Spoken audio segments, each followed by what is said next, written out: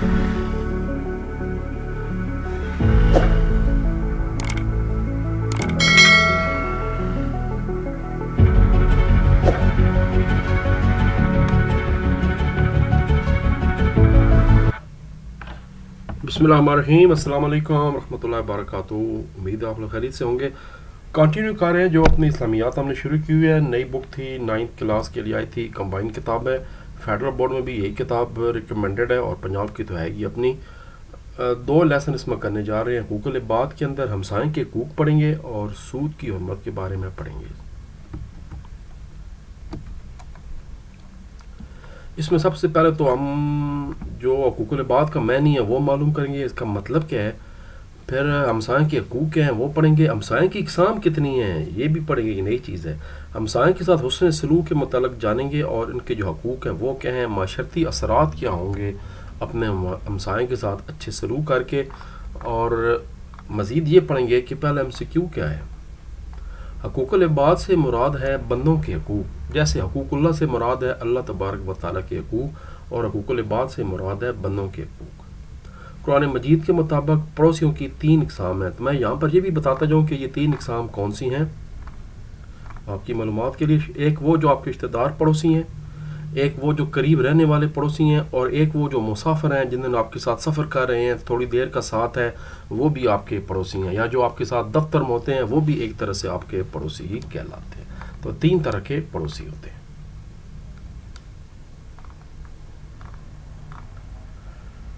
उसके बाद जिस शख्स का हमसाया भूखा और वो खुद पेट भर कर खाए उसमें ईमान नहीं है। हज़रत जिब्राईल अलैहिस्सलाम ने किन हकूक़ के बारे में बार बार तकीद की थी, हमसायों के हकूक़ के बारे में की थी। आप सल्लल्लाहु अलैहि वसल्लम ने फरमाया कि मुझे ऐसा लगा कि शायद मुस्तकबिल में कोई हमसायों को जायदाद में भी हिस्सा देने के बारे में शायद कोई हुक्म आ जाए। इतनी ज़्यादा बार बार जिब्राईल अलैहिस्सलाम ने हमसायों के बारे में बात की थी। कुरान मजीद में रिश्तेदारों के हकूक़ के साथ तज़किरा है, पड़ोसियों के हकूक़ का भी तज़किरा है। पहला शॉर्ट क्वेश्चन है, हमसायों के 2 हकूक़ बयान करें। Page number 101।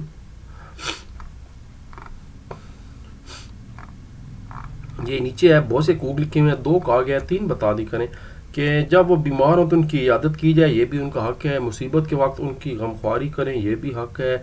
माली ज़रूरत के वक्त उनकी मदद करें, ये भी उनका हक़ है। घर के रास्ते को तंग न करें, ऐबों को छुपाएं, उनके घर की हिफाजत करें। पड़ोसी की गैर मौजूदगी में औलाद के साथ नरमी से गुफ्तगू करें, इनकी खुशी में शिरकत करें, जनाजे में शिरकत करें। ये सारे जो हैं ये आदाब यानी पड़ोसियों के हकूक़ है। ये वही हकूक़ की बात हो रही है। तो यहाँ से कोई से ये 3 जो मैंने हाईलाइट किए ये बता दें या अपनी मर्ज़ी के बता दें। 3 बेहतर है 2 के बजाय। हमसाए के हकूक़ अदा करने के 2 माशरती असरात तहरीर करें। Page number 101। ये माशरती असरात लिखा हुआ है। ये ऊपर वाले जो है ना वो 2.5 लाइन्स हैं। हमसाए के हकूक़ का सबसे बड़ा माशी असर यह है कि माशरे में जानिसारी के जज्बात पैदा होते हैं। एक बात ये हमसायों के साथ उसने सलूक का माशरती असर है कि लोग एक दूसरे के दुख दर्द बांटते हैं, खुशी गम में शरीक होते हैं। थोड़ा सा अगर बड़ा हो रहा है तो पहली लाइन ये वाली कर दें। चलिए मैं आपको बताता हूँ, थोड़ा इसको शॉर्ट करते हैं। ये पहला सेंटेंस पूरा करें ये वाला, उसके बाद यहाँ से लेकर और यहाँ तक कर दें। जानसारी के जज्बात पैदा होते हैं, खुशी और गम में शरीक होते हैं, जानी और माली सतह पर हर जायज़ काम में तावन करते हैं, जिसकी वजह से माशरा इंसानी हमदर्दी और तावन की मिसाल पेश करता है। बस ये आप ठीक हो गया, इतना बड़ा। यहाँ से शुरू कर। अगला जो शॉर्ट क्वेश्चन है वो इसी से रिलेटेड है कि इसके दुनियावी और अखरवी हमसायों के साथ बदसलूकी से जो नुकसानात होते हैं वो बयान करने हैं। दोनों तरह के नुकसानात होते हैं, दुनिया में भी नुकसानात क्या हैं वो हैं और आखिरत में क्या होंगे वो भी बताने हैं। पेज 101 और 102। यहाँ से एक एक लाइन कर दें। दुनियावी नुकसानात है, हमसायों के हकूक़ अदा न करने से माशरती इंतशार फैलता है, अमन व अमान का फुकदान होता है, हकूक़ अदा न करने वाला शख्स माशरे में बदनाम हो जाता है। यहाँ तक आखिरी नुकसानात की बात की जाए तो हमसायों के हकूक़ अदा न करने से अल्लाह ताला की नाराज़गी होती है, गुनाहों का बायस बनता है। हमसायों के हकूक़ अदा न करने वाला शख्स जन्नत में दाखिले से महरूम हो जाता है और इसके अमाल ज़ाया कर दिए जाते हैं, ज़ाया हो जाते हैं। यहाँ तक یعنی 2 لائنیں یہ ہو گئیں آخری نقصانات کی اور تقریباً 1 لائن ہو گئی دینی نقصانات کی. 3 شارٹ ہو گئے. قرآن و سنت کی روشنی میں ہمسایوں کے حقوق واضح کریں. اس کا لانگ سوال شروع کرتے ہیں ہم لوگ یہاں سے شروع کریں گے. ہمسایوں کے حقوق پہلے قرآن مجید میں جو آیت مبارکہ کا حکم آ گیا ہے وہ بتا دیں. سورہ نساء اللہ تعالیٰ کی عبادت کرو, اس کے بعد کسی کو شریک نہ کرو, والدین کے ساتھ اچھا سلوک کرو, رشتہ داروں کے ساتھ, یتیموں کے ساتھ, مسکینوں کے ساتھ, اور رشتہ دار پڑوسیوں کے ساتھ, اجنبی پڑوسیوں کے ساتھ, اور پاس بیٹھنے والے مسافروں کے ساتھ. یعنی یہ تینوں پڑوسی ہو گئے. ایک وہ جو رشتہ دار ہیں, ایک وہ جو قریب رہنے والے ہیں, اور ایک وہ جو تھوڑی دیر کا پڑوسی ہے. یہ حکم یہ قرآن پاک میں اللہ تبارک و تعالیٰ نے حکم فرما دی ہے, تو یہ بتا دیں. اس کے بعد پھر آپ صلی اللہ علیہ وسلم کی حدیث مبارکہ بتا دیں کہ یہ ہمسائے کے حقوق کی جو ادائیگی یہ ایمان کا حصہ ہے. آپ صلی اللہ نے فرمایا کہ اللہ کی قسم وہ ایمان والا نہیں ہے جو جس کے شر سے اس کا پڑوسی محفوظ نہ ہو. ٹھیک ہوگی جی. اس کے بعد آداب بتا دیں جو بھی ہم تھوڑی پہلے شارٹ کیا تھا, اور اثرات سے پہلے ختم کر دیں لانگ سوال, کیونکہ اثرات نہیں پوچھے جا رہے تھے, بنیادی بس چیزیں پوچھی جا رہی تھیں, تو یہاں تک جو ہے یہ لانگ سوال ختم ہو جائے گا. اب یہ کہ یہ کوشش کریں یہ سارے پوائنٹس بتا دیں, یا سارے کم از کم 8 بتا دیں. عیبوں کو چھپائیں, جنازوں میں شرکت کریں, ان کی اولادوں کے ساتھ نرم گفتگو کریں, باقی جو ہے یہ 5 بتا دیں. تو بس یہ اس کا یہ والا بن جائے گا. آپ سلم کی حدیث شریف آ جائیں گی, اللہ تبارک و تعالیٰ کا حکم آ جائے گا, 2 باتیں ہو گئیں, اور آخر میں آداب آ جائیں گے, 3 باتیں ہو گئیں یہ ہمارے سارے. بس اسی کے ساتھ جو اگلا لیسن ہے وہ سود کی حرمت کے بارے میں ہے. اور اس کے پہلے شارٹ کٹ آپ کو پتہ ہے کہ بہت بڑا یہ بھی گناہ کبیرہ اور بہت بڑا یہ لعنت ہے اس معاشرے کے لیے, سسٹمز کے لیے. سود کو عربی زبان میں ربا کہتے. یہ ربا لفظ ہے, ربا. اللہ تبارک و تعالیٰ صدقات کو بڑھاتا ہے اور سود کو مٹاتا ہے. یہ آیت مبارک ہے. سود کا رواج عام ہونے سے لوگ محنت کرنا چھوڑ دیتے ہیں, کیونکہ ان کو پتہ ہے بھائی کہ پیسے اکٹھے کیے ہوئے ہیں, فلاں بینک میں اکٹھے ہیں, فلاں سیونگ والی کمپنی میں اکٹھے ہیں, فلاں لوگوں کو پیسے دیے ہوئے ہیں, سکون سے کھائیں گے, موجیں کریں گے, ضرورت کیا ہے محنت کرنے کی. تو یہی تو اسلام نہیں چاہتا کہ آپ لوگ جو ہیں اور بیٹھ کے اور مال کھاتے رہیں. اسلام چاہتا ہے کہ آپ کاروبار کریں, کوشش کریں, محنت کریں, تاکہ اس میں مزید لوگ شریک ہوں, ایک سرکل بنتا رہے. اسلام یہ کہتا ہے کہ جب آپ کاروبار کرتے ہیں اس میں اور لوگ انوالو, لوگوں کی مدد جائے گی. اگر آپ سود پہ پیسے کھا رہے ہیں اس میں صرف آپ کا اپنا فائدہ ہو رہا ہے, معاشرے کا, ملک کا, سسٹم کا, لوگوں کا کوئی فائدہ نہیں ہو رہا. کسی انسان کی ضرورت پوری کرنے کے لیے جو بغیر منافع کے قرض دیا جاتا ہے وہ قرض حسنہ کہلاتا ہے. بلکہ زیادہ بہتر اس کی ڈیفینیشن یہ کہ قرض حسنہ وہ قرض ہوتا ہے جس کی کوئی مخصوص مدت بھی نہیں ہوتی. یعنی آپ نے کسی کو قرض دی ہے اور اس نے کہا کہ یار جب ہوا تمہیں آسانی سے تو واپس کر دے مجھے, یہ قرض حسن ہے. اور اس کا بہت زیادہ ثواب ہے, 18 گنا ثواب ہے. حدیث مبارکہ کے مطابق قرض حسنہ دینے والے کو 18 گنا اس کا اجر ملتا ہے. قرآن و سنت کی روشنی میں سود کی حرمت کے احکام بیان کریں, یعنی سود حرام کس آیت مبارکہ کے تحت ہو گیا تھا وہ بتانی ہے. 103 104 یہ ہے جی. قرآن و سنت دونوں چیزیں پوچھی جا رہی ہیں, یہ ذہن میں رکھیں. تو پہلے تو بات کی جائے قرآن مجید میں سود سے منع کیے گئے, یہاں سے شروع کریں گے. ارشاد باری تعالیٰ ہے, اے ایمان والو کئی گناہ بڑھا چڑھا کر سود نہ کھاؤ اور اللہ کی نافرمانی سے ڈرو تاکہ تم فلاح پاؤ. ٹھیک ہو گیا یہاں تک. اس کے بعد ایک حدیث شریف آ گئی لائن نمبر 2 سے, کیونکہ ایک ہی حدیث یہاں لکھی ہوئی سے ریلیٹڈ, اور ایک پھر یہ واقعہ لکھا ہوا ہے. یہ 2 واقعے ہیں, یہ والی چھوٹی ہے.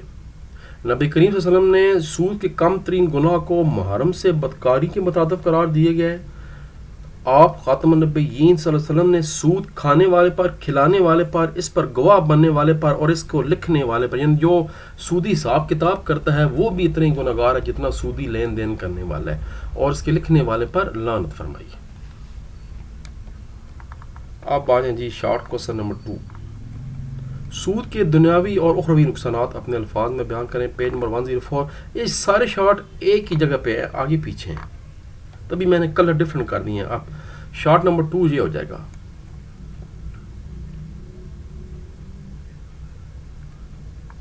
اور دنیاوی نقصانات کی بھی بات کی جا رہی ہے اور اخروی نقصانات کی بھی بات کی جا رہی ہے.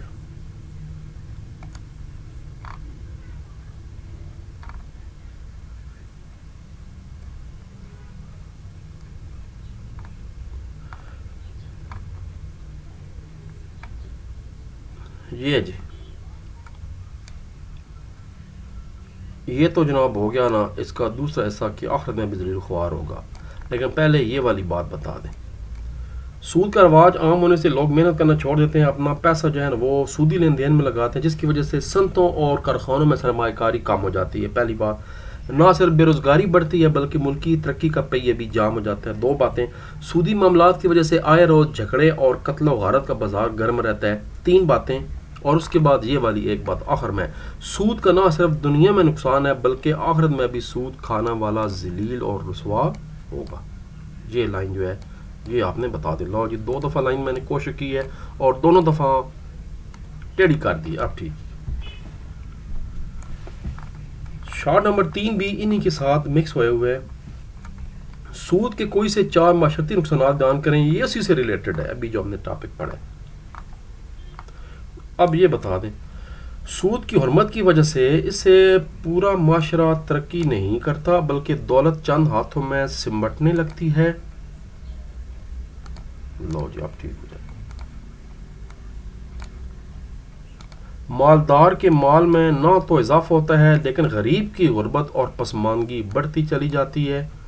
اس کے بعد ایک پوائنٹ یہ بتا دیں, سودی معاملات کی وجہ سے آئے روز لڑائی جھگڑے اور قتل و غارت کا بازار گرم رہتا ہے. یہ بھی اب یہ لائن بھی آپ نے شامل بیچ میں کر دینی ہے.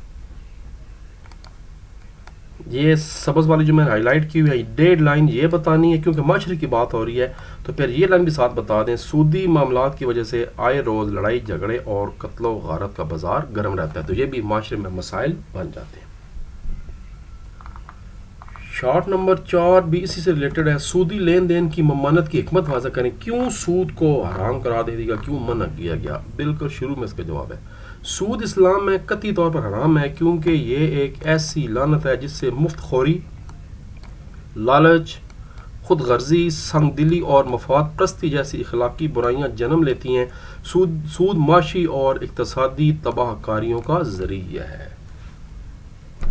یہ آپ نے اس کا جواب دے دینا ہے اور یہیں سے آگے سے پھر وہ شارٹ نمبر 1 شروع ہو جائے گا. بڑی محنت سے میں نے نشان لگائے ہیں کیونکہ اس میں سارا کچھ مکس اپ تھا. اب جناب لانگ کوسچن بتانا ہے. لانگ کوسچن کا بھی میں آسان حل بتانے جا رہا ہوں کہ اسلامی تعلیمات کی روشنی میں سود کی حرمت پر مضمون تحریر کریں. ڈیفینیشن وغیرہ کرنے کی ضرورت نہیں ہے کیونکہ ڈائریکٹ سیدھا سوال پہ آتے ہیں. یہاں سے ہم شروع کریں گے لانگ سوال.